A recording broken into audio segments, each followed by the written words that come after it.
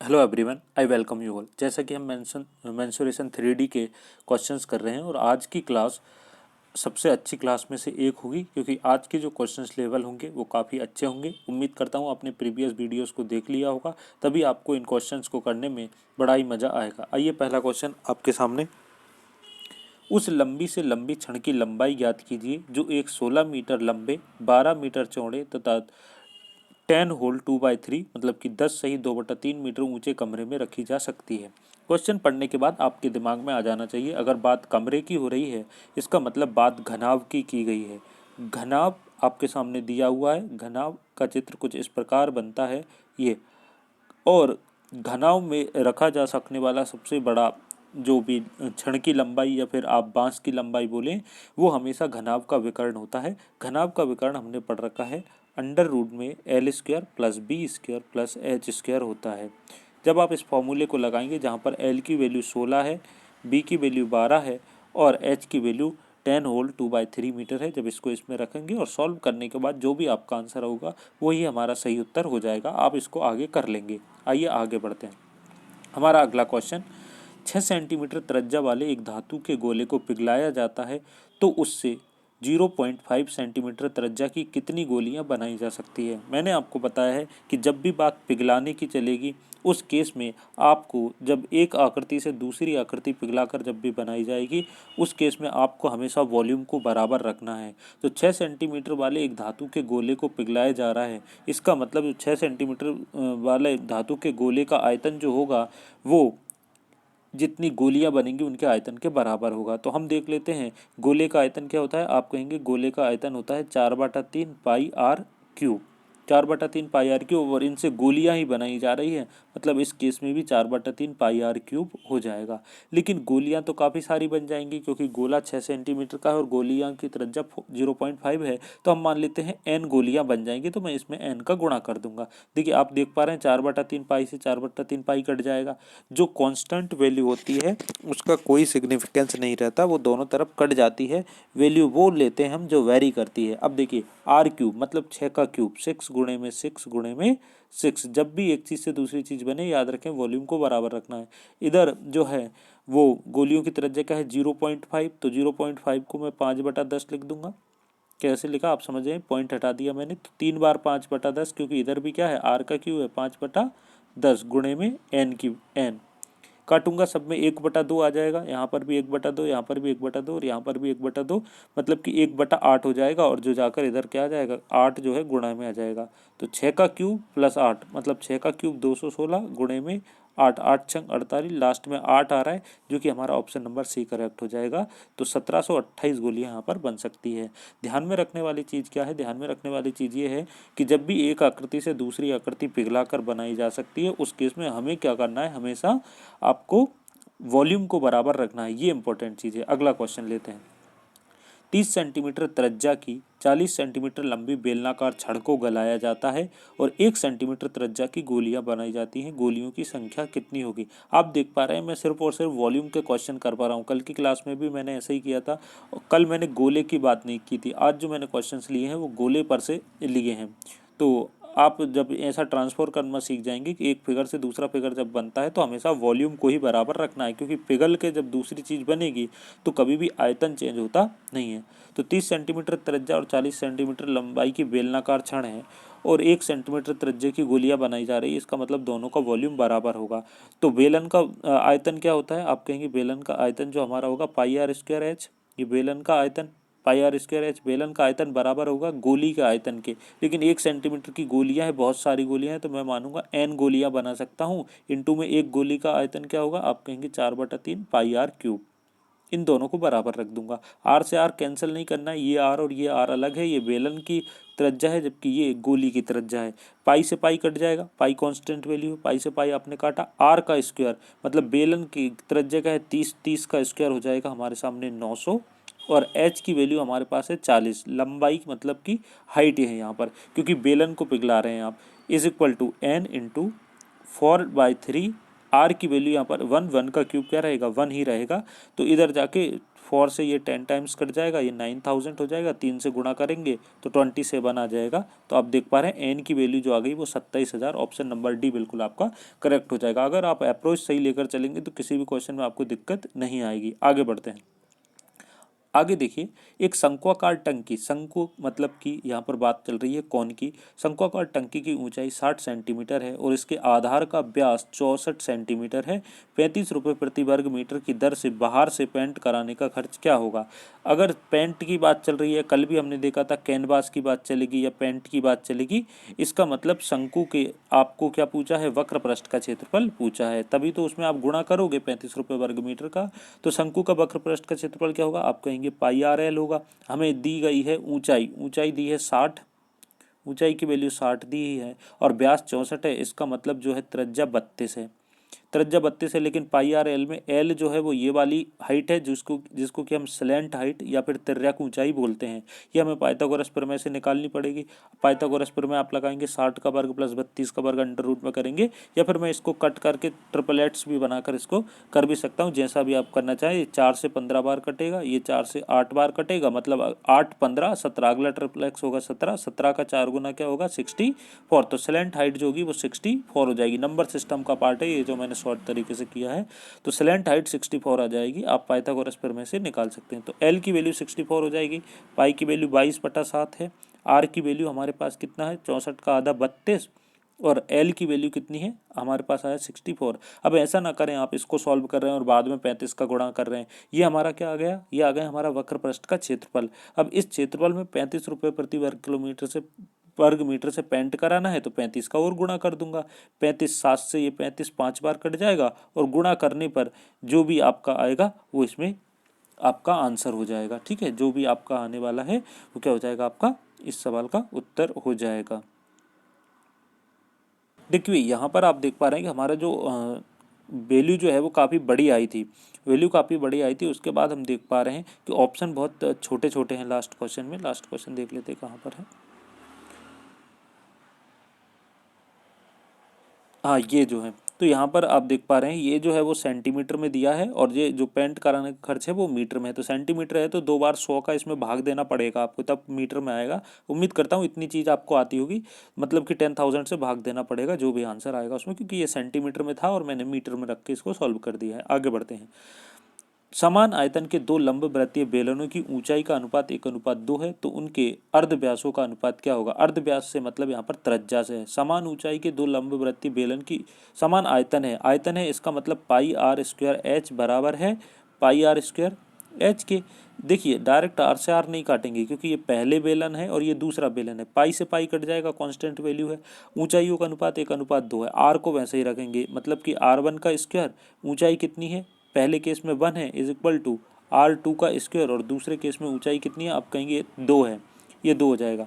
तो उनने त्रिज्याओं का रेशो पूछा है, मतलब R1 डिवाइडेड बाय R2 का होल स्क्वायर, ये R2 इसके बटे में आ जाएगा, इज इक्वल टू क्या हो जाएगा 2/1। जब स्क्वायर हट के जाएगा तो 2 का हो जाएगा √2 और 1 √1 का 1, तो √2:1 आपका सही उत्तर हो जाएगा। ऑप्शन नंबर ए करेक्ट हो जाएगा आपका। उम्मीद करता हूँ समझ में आ गया होगा। अगला क्वेश्चन, दो सिलेंडर हो, सिलेंडर दे दे आपको क्वेश्चन में या बेलन दे दे, दोनों एक ही चीज़ है। अच्छा सिलेंडर या बेलन होता कैसा है, ये फिगर आपको बिल्कुल एकदम करेक्ट याद होना चाहिए, इसकी बात चल रही है। त्रिज्या का अनुपात 2:1 है और उनकी ऊंचाई 3:2 के अनुपात में है, तो इनके आयतनों का अनुपात क्या होगा। तो आयतनों का अनुपात क्या होगा, आप रखेंगे आयतन R pi R square H divided by pi R square H.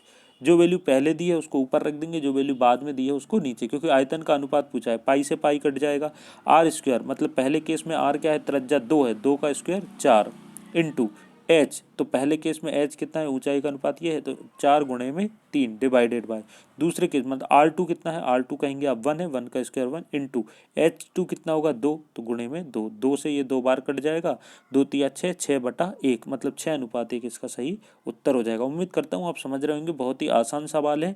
अगर आपका तरीका सही है तो ये क्वेश्चन बहुत ही इजी है आपके लिए, क्योंकि आपको दिया हुआ था वैल्यू सब कुछ दी है, बस रेशियो के फॉर्म में आपको वैल्यू दी है, आपको पुट करना है। कैसे करना है, आप ऐसे लिखेंगे R1/R2 बराबर 2/1, ये दिया हुआ है। दूसरे केस में लिखेंगे आप H1/H2 बराबर दिया है आपको 3/2। तो R1 के सामने 2 लिखा है तो R1 की वैल्यू 2, R2 की वैल्यू 1, H1 की वैल्यू 3 और H2 की वैल्यू 2। वॉल्यूम का अनुपात पूछा है तो V1/V2 कर देंगे, पाई आर स्क्वायर एच हो जाएगा, ये पाई आर स्क्वायर एच हो जाएगा, R1 H1 और नीचे पाई आर स्क्वायर R2 H2 हो जाएगा। अगला क्वेश्चन, एक गोलक का आयतन संख्यात्मक रूप से उसके पृष्ठीय क्षेत्रफल के बराबर है तो उसका व्यास क्या होगा। देखिए क्वेश्चन एसएससी में पूछा गया है। इस प्रकार के क्वेश्चन को आपको ज़्यादा दिमाग नहीं लगाना, जो ऐसा क्वेश्चन में बोला है वैसा ही करना है। बस हमें आना क्या चाहिए, हमें ये पता होना चाहिए कि गोलक का आयतन संख्यात्मक रूप से उसके पृष्ठीय क्षेत्रफल के बराबर है। तो हमें ये तो पता हो कि गोले का आयतन होता क्या है, तो आप कहेंगे गोले का आयतन होगा 4/3 पाई आर क्यूब। सर ये किसके बराबर है, इसके पृष्ठीय क्षेत्रफल, तो गोले का पृष्ठीय क्षेत्रफल क्या होगा 4 पाई आर स्क्वायर, ये हो जाएगा। तो उसका व्यास पूछा है, व्यास का मतलब रेडियस का दुगना। अब देखिए ये गोला एक ही है, मतलब इसमें आर समान होगा, दोनों में आर समान है, इतनी बात को तो आप समझ पा रहे होंगे। क्योंकि गोला है उसका ये आयतन और पृष्ठीय क्षेत्रफल को मैंने बराबर रख दिया, ये हुआ आयतन और ये है पृष्ठीय क्षेत्रफल। 4 पाई ऊपर 4 पाई से 4 पाई कट जाएगा। अब देखिए आर स्क्वायर से आर क्यू कट जाएगा, क्योंकि एक आर बचेगा, यहाँ पर आर स्क्वायर यहाँ पर आर क्यू है, तो ये बच जाएगा पूरा R/3 बराबर, इधर कुछ नहीं, इधर बच जाएगा 1, क्योंकि इधर तो सब कट गया। तो आर की वैल्यू क्या आ जाएगी, आप देख पा रहे हैं आर बराबर आ जाएगा 3। तो इनने क्या पूछा था, उसका व्यास है, अगर आर 3 है तो व्यास कितना होगा, त्रिज्या का दुगना 6 सेंटीमीटर। यही हमारा इस सवाल का उत्तर हो जाएगा। देखिए कितनी आसानी से आपने इस क्वेश्चन को कर लिया। ये वाला क्वेश्चन बहुत ही इंटरेस्टिंग क्वेश्चन है, बड़ा क्वेश्चन देखकर आपको घबराना नहीं है। इस प्रकार के क्वेश्चन बहुत पूछे जाते हैं। ये बर्तन में पानी भरा है, कितना सेंटीमीटर उठ जाएगा पानी का तल, ये काफ़ी इंटरेस्टिंग क्वेश्चन होते हैं। बड़े ध्यान से देखिए, क्वेश्चन को ध्यान से पढ़ लिया तो सॉल्व भी बड़ी आसानी से हो जाएगा। आइए करते हैं। एक शंक्वाकार बर्तन जिसके अंदर की त्रिज्या 12 सेंटीमीटर है, बर्तन शंक्वाकार है, इसका मतलब कौन है। मान लीजिए ये कोई बर्तन है, क्वेश्चन को जितना अच्छे से समझेंगे उतने अच्छे से करेंगे। इसके आधार की त्रिज्या 12 है और ऊंचाई 50 है। ऊंचाई जब भी माने तो आप ऊंचाई जब भी क्वेश्चन में दी हो तो यही वाली ऊंचाई दी होती है, अगर नहीं तो लिखा होता तिर्यक ऊंचाई। जब ऊंचाई बोला है तो सिर्फ हाइट की बात ही है। किसी तरल से भरा हुआ है, इस तरल पदार्थ को एक बेलनाकार बर्तन में जिसका अंदर का व्यास अर्ध व्यास 10 सेंटीमीटर है उलट दिया जाता है, तो बेलनाकार बर्तन में तरल पदार्थ की ऊंचाई क्या होगी। अब देखिए इस केस में भी क्या करना है, एक पहले शंकु में कुछ तरल पदार्थ भरा हुआ था। अब इसको जब आप किसी बेलन में डालेंगे, इस बेलन में डालेंगे तो क्या होगा कि जो तरल पदार्थ का आयतन शंकु में था अब वो बेलन में कन्वर्ट हो जाएगा। इसका मतलब सर मुझे शंकु और बेलन का आयतन बराबर रखना है। लेकिन क्या होगा, देखिए बराबर रखने से मतलब मैं न्यूमेरिकली इनको बराबर रखूंगा, तो देखिए शंकु में तो ज़्यादा हाइट होगी उसकी, लेकिन बेलन में मुझे पता है उतनी हाइट नहीं जा पाई होगी। क्यों नहीं जा पाई होगी, क्योंकि बेलन जो है वो दोनों सिरों पर बराबर होता है, जबकि शंकु क्या होता है एक सिरे पर ऐसा बिल्कुल जीरो रेडियस होती है, तो कहीं ना कहीं इसमें कम आयतन आता है। तो जब इसको मैं बेलन में कन्वर्ट करूंगा तो वो हाइट पूछ रहे हैं कितनी हाइट तक जा पाएगा, तो वही हमें करना है। तो हम देख लेते हैं। देखिए पहले केस में क्या है, शंकु का आयतन, शंकु का आयतन क्या होगा आपके सामने 1/3 पाई आर स्क्वायर एच, ये हमारा शंकु का आयतन होता है। जबकि बेलन का आयतन क्या होगा हमारे सामने, आप कहेंगे पाई आर स्क्वायर एच, ये बेलन का आयतन। इन दोनों को बराबर रखना है, मैं पाई से पाई यहाँ पर काट दे रहा हूँ।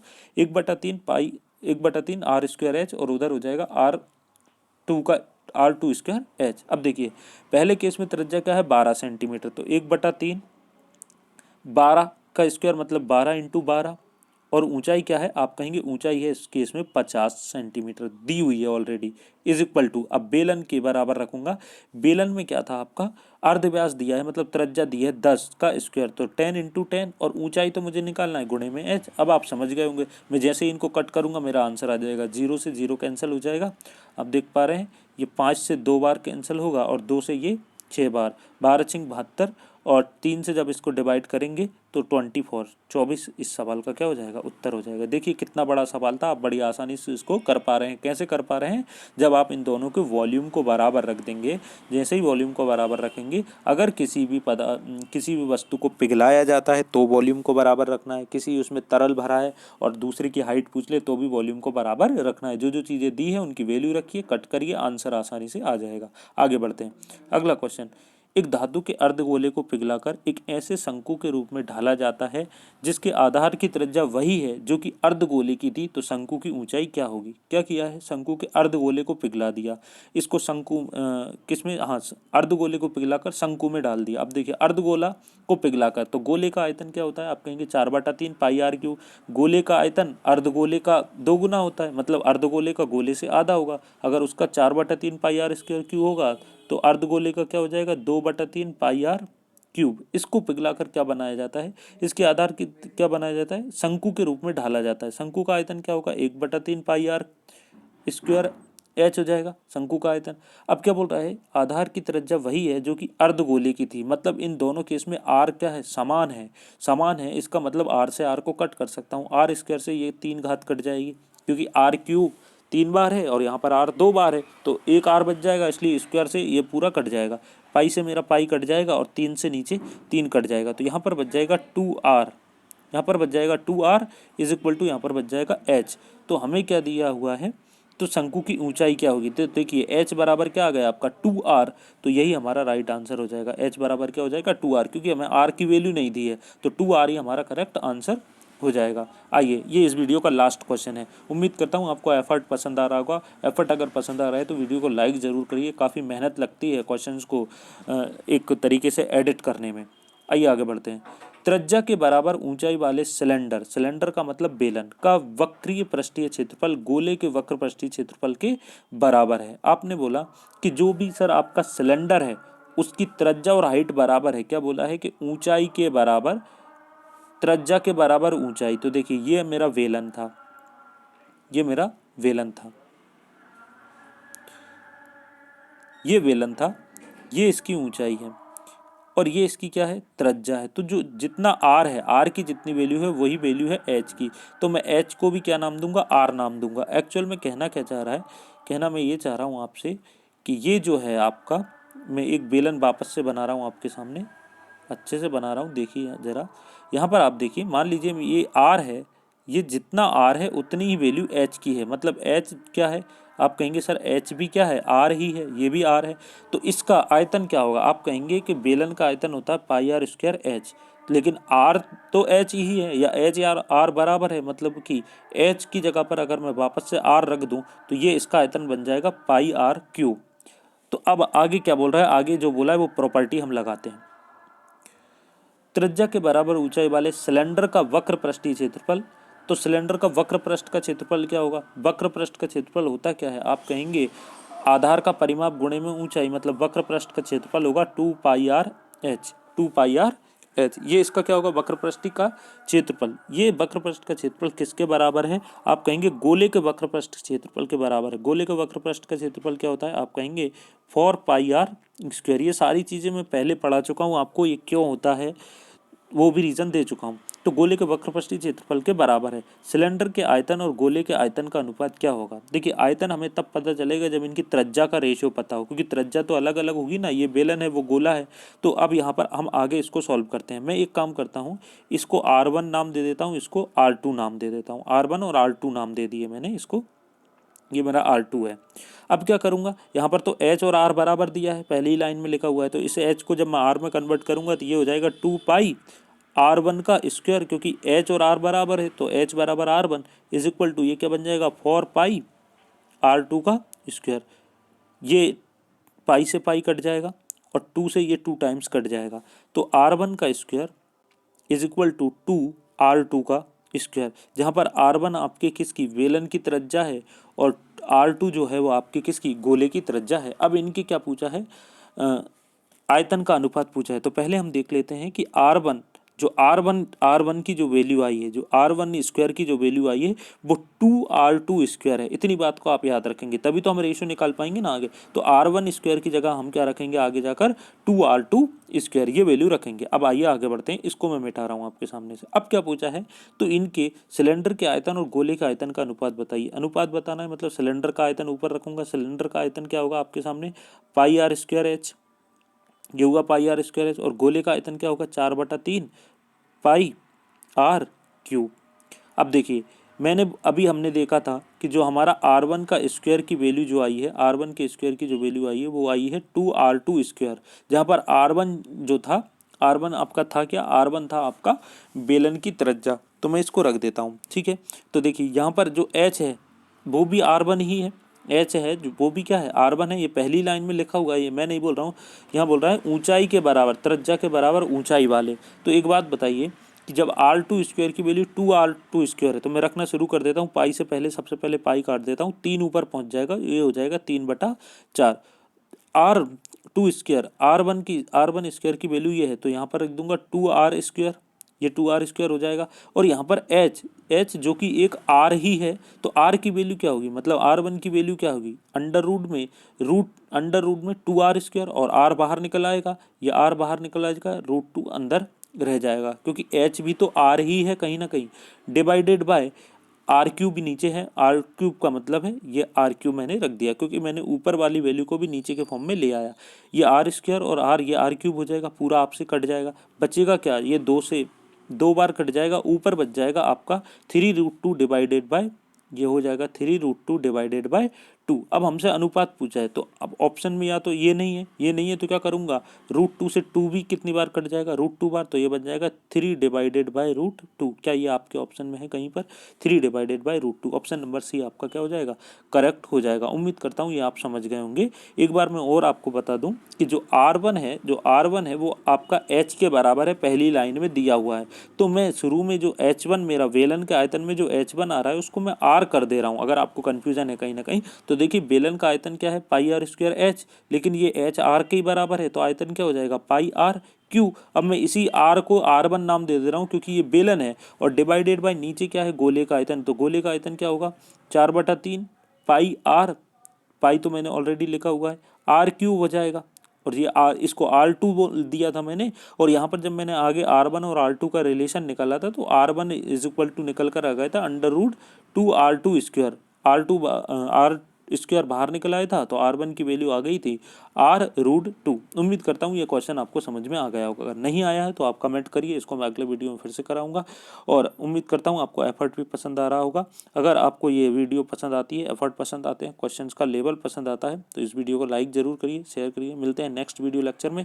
Thank you so much.